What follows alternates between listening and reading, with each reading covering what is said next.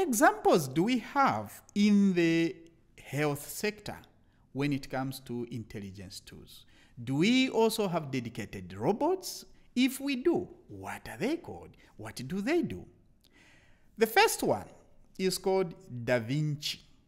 Sounds like your average Da Vinci movie. Now, this is a name given to a robot that is specialized in performing advanced surgeries. It allows the human surgeons to perform complex medical procedures a lot better. Okay? Why? Because these human doctors will just be there, dedicate all the surgical operations to a robot. And the robot will do dedicated work, will do everything, and the human surgeons will just be there to ensure that everything is going on well. That is the Da Vinci robot. We've got also another one called the Heartlander. The Heartlander is more a small tool, a very, very small tool that can enter a small incision on the chest or another part of the body to perform mapping and therapy over the surface of a heart. That's why it's called Heartlander. So it can use an insertion here on the chest. Once it is inserted, it will go and scan the heart and give the necessary images and the necessary data required by the human doctors to perform whatever they want to perform, or to give that patient or that person the required treatment.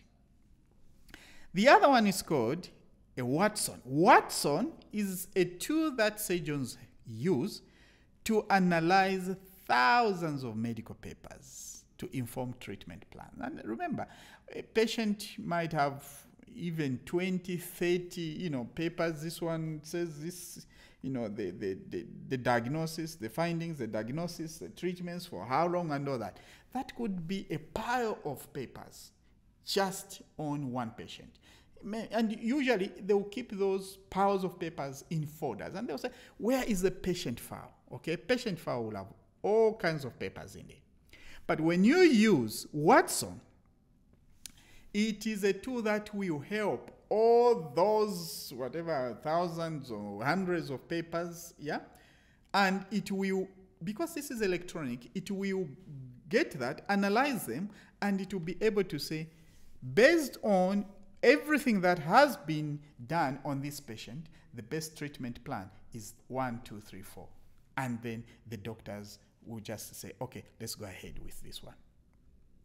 There's also what is known as Care Angel.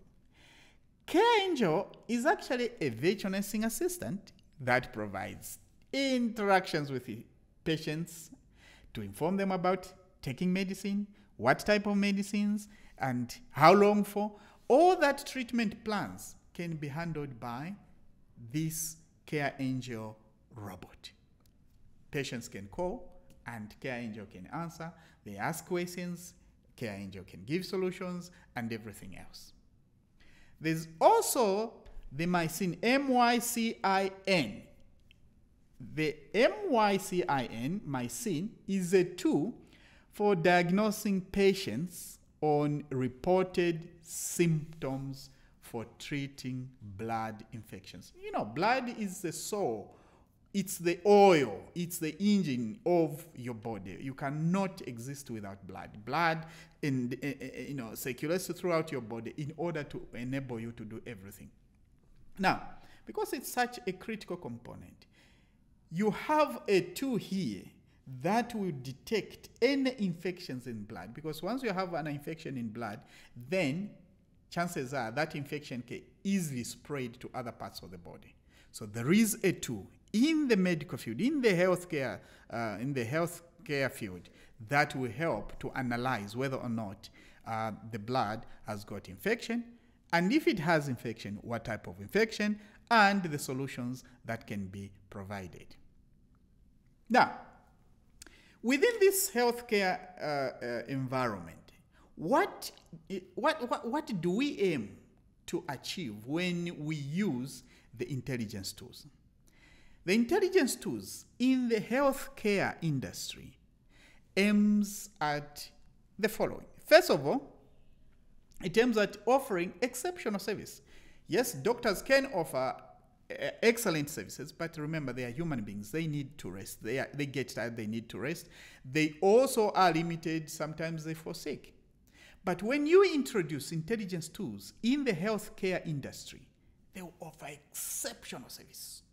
They will supplement specialized medical staff, because all you need is feed this robot with specific instructions so that it can operate more or less like a human doctor, but better. So they will supplement specialist medical staff that are in majority of the hospitals in short supply. Then they can work in harsh conditions. It doesn't have, the environment doesn't have to be very, no, is the air clean? Is there a fire nearby? No. Robots can work in hazardous conditions. They can work in conditions where maybe it's extremely hot. The temperatures are beyond 80 degrees. They can work in conditions where maybe the temperatures are below freezing point, below 0 degrees. All that makes these tools, these robots, more valuable in the health sector than anything one would think about. Why? Because we are talking about the health of a human being, and that is the most important thing about a human being's life. It's their health. Without health, they can't do anything.